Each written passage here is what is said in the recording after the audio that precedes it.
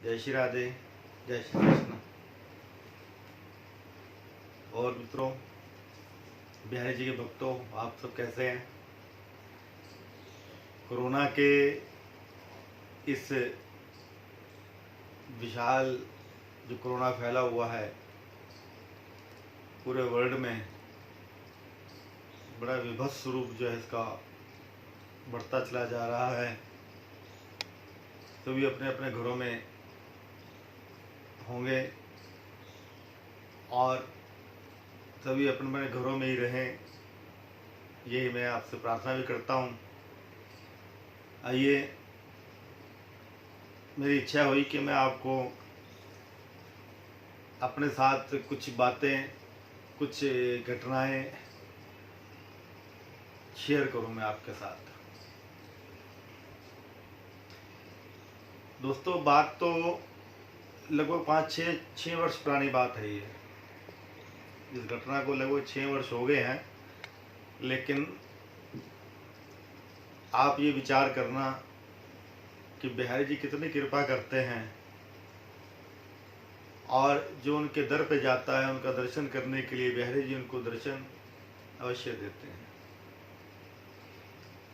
भाव जो है जैसा होता है, भगवान उसी भाव को स्वीकार करते हैं। मित्रों, एक नियम रहा कि हर महीने बिहारी जी से केवल ये प्रार्थना मेरी रही कि बिहारी जी, मुझको आपका दर्शन हर महीने चाहिए। मुझको तो आप हर महीने अपने दरबार में बुलाओ, मैं आप आकर के आपका दर्शन करूं। तो मैं हर महीने पीछे जाया करते थे।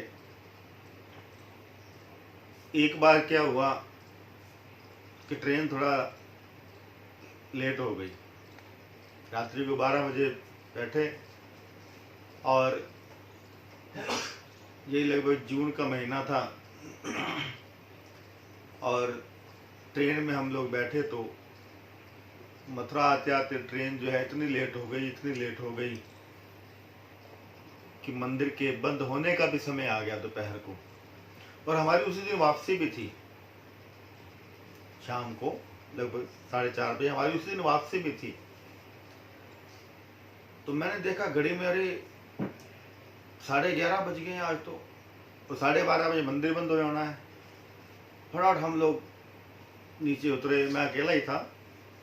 फटाफट मैं नीचे उतरा ट्रेन से, स्नान वगैरह करके बस बल के फटाफट भागा एकदम से, बड़ी तेजी से बाहर आकर के ऑटो की एकदम से भागे, किसी तरीके से दर्शन हो जाए, क्योंकि शाम को वापसी भी है, 12:30 बजे मंदिर बंद हो जाना है। लेकिन हुआ वही जो मेरे मन को डर था। जब द्वार तक पहुंचे तो मंदिर जो है बंद हो चुका था। मैंने मंदिर को जब बंद देखा तो मेरी आंखों में आंसू आ गए। मैंने कहा, बिहारी जी, ये क्या लीला है? मैं तो इतनी दूर से आपका दर्शन करने के लिए आया और इतने वर्षों से आ रहा हूं और आज किवाड़ बंद है, इसमें मेरी तो कोई गलती नहीं। मैंने ये भी कहा मन में, मेरी आंखों से आंसू आ गए। तो मैं वही द्वार पर बैठ गया। द्वार पर बैठने के बाद अंदर से मैंने कहा, यहाँ पर खाली बैठा हूँ, चलो उधर से पीछे से जाकर के एक परिक्रमा हो जाएगी। तो जिधर से जब हम लोग बिहारी जी का दर्शन करते हैं, जिस मंदिर से जो दो द्वार हैं, उन 2 द्वारों से जब अंदर एंट्री करते हैं और अंदर जाके दर्शन करने के बाद जिस द्वार से हम लोग बाहर जाते हैं, बाईं ओर छोटा सा द्वार है, तो घूम करके मैं परिक्रमा वाले मार्ग से उस द्वार के बाहर आया और बाहर मैं खड़ा हुआ था। इतने में लगभग 18-20 वर्ष की उम्र होगी। वो द्वार थोड़ा सा खुला हुआ था। कुछ सज्जन बाहर निकले, उनकी अवस्था यही 18-20 वर्ष की होगी। तो मैं उनकी तरफ देखने लगा कि किस तरह से मेरे को ये अंदर आने के लिए कहे। तो हाथ में छोटा सा बैग था, मेरे को कहने लगे, आप दर्शन करोगे? मैंने कहा, हाँ जी, और जल्दी जल्दी आ जाओ। मैंने वो बैग वहीं बाहर ही फेंक दिया।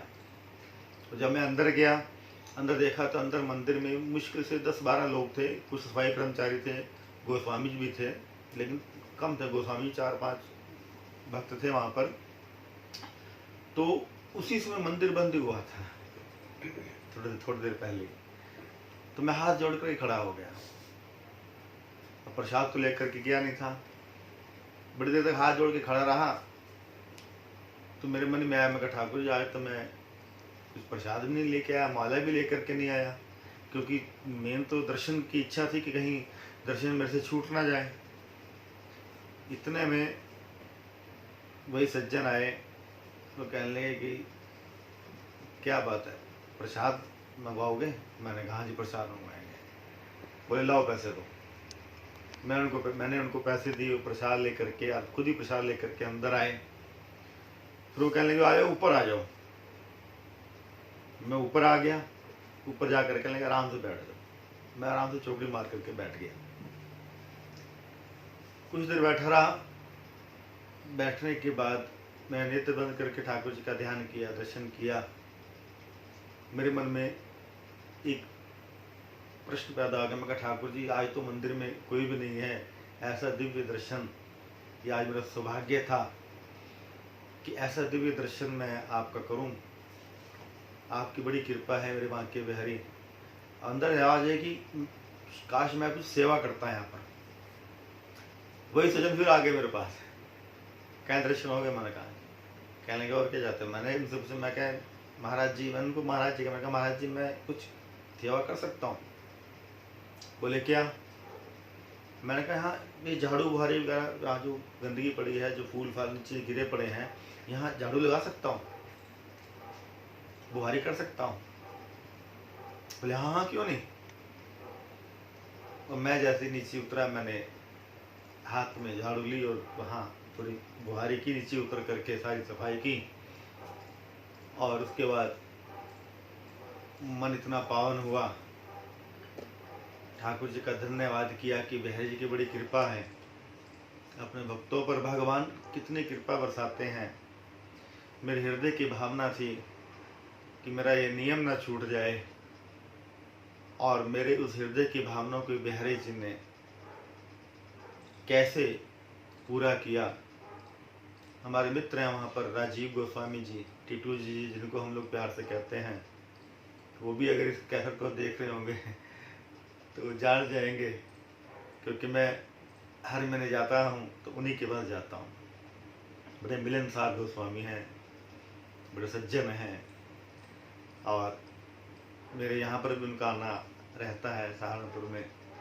तो भक्तों मैं तो आपको ये बात शेयर इसलिए की कि आप भगवान की भगवत्ता को देखें, भगवान की महिमा को देखें, वो कितने दयालु हैं, कितने कृपालु हैं। और बिहारी जी से आपने जो कुछ मांग लिया, बिहारी जी आपकी अवश्य मांग पूरी करते हैं, लेकिन आपकी भावना किसी का अहित करने के लिए नहीं, शुद्ध अंतकरण होना चाहिए, और आपकी भावना शुद्ध हो और प्रेम हो आपके अंदर ठाकुर जी के लिए, भक्ति भावना हो ठाकुर जी के लिए। तो मित्रों ऐसी कई घटनाएं जो हैं जीवन में हो जाती हैं, जिनको हम लोग जिस समय घटित होते हैं तो उस समय हम लोग महसूस नहीं करते, लेकिन जब वो समय बीत जाता है तो हमको एक एक घटनाएं वो याद आती हैं। मुझे याद आता है कि मैं अपने यहाँ सहारनपुर से वृंदावन पैदल जब गया दर्शन करने के लिए ठाकुर जी का, मुझको 10 दिन लगे वहाँ, और 10 के 10 दिन में मुझको ऐसा एहसास रहा कि ठाकुर जी मेरे साथ ही चल रहे हैं। मार्ग में ऐसी ऐसी घटनाएं ठाकुर जी के ने मेरे साथ घटित करवाई कि मैं आज जब सोचता हूँ तो मैं समझता हूँ कि शायद सपने में आकर के मैंने वो यात्रा की होगी, साधु वेश में, अकेला बिल्कुल। 10 दिन तक मैंने वह यात्रा की और ठाकुर ने अपने होने का एहसास करवाया। तो ये भगवान की भगवत्ता है मेरे प्यारों। प्रेम करो ठाकुर से, दुनिया में और कुछ भी नहीं। प्रेम ही एक आधार है मेरे बांके बिहारी जी का दर्शन करने के लिए, और प्रेम के मार्ग से ही ठाकुर जी रीझ करके अपने भक्तों को दर्शन भी देते हैं, अपने होने का एहसास भी कराते हैं। तो इन्हीं शब्दों के साथ मैं केवल आप तक यही बात करता हूँ कि आप भी सच्चे मन से ठाकुर जी की भक्ति करें, प्रेम करें। इसी चर्चा के साथ मैं अपनी वाणी को यहीं पर विराम दूँ। आगे जैसे समय होगा तो फिर से कुछ ऐसा ही जो सत्य के निकट हो, ऐसा कोई घटना, ऐसी कोई बात मैं आपसे शेयर करूंगा, ताकि आपके अंदर ऐसी जागृति आए, परमात्मा के प्रति प्रेम भाव पैदा हो। क्योंकि परमात्मा को सुन सुन के प्रेम होता है। देखते तो हम लोग बाद में, दर्शन तो हम लोग मंदिर में बाद में जाके करते हैं, लेकिन वो कथा सुन करके परमात्मा से प्रेम हो जाता है। इसलिए भागवत में कहा कि श्रवणम कीर्तनम विष्णु श्रवणम पाद सेवनम अर्चनम मंदनम दास्य सखे आत्मनिवेदनम। पहली भक्ति श्री सुखदेव जी कहते हैं, श्रवण करो, परमात्मा को सुनो। श्रवणम कीर्तनम विष्णु श्रवणम पाद सेवनम। नवदा भक्ति का दान भागवत में प्रहलाद जी ने अपने मित्रों को दिया, और नवदा भक्ति का दान मेरे श्री राम जी ने शबरी माई को रामचरितमानस में दिया है। जय श्री राधे, जय श्री कृष्ण।